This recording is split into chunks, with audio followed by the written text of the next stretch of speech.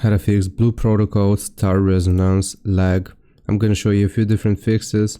For the first one, open up Steam or the platform where you got the game.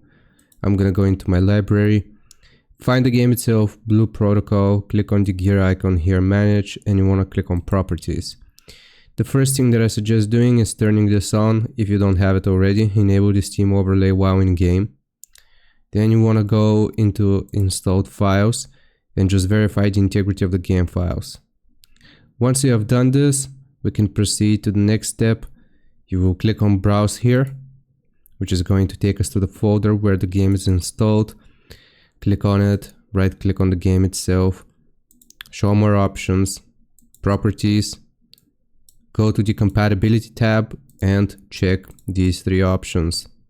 Compatibility mode, disable full screen optimizations, run this program as an administrator. Click on apply, click on OK.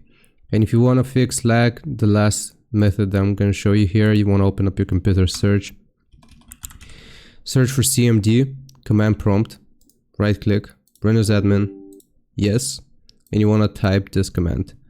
ipconfig /flush DNS.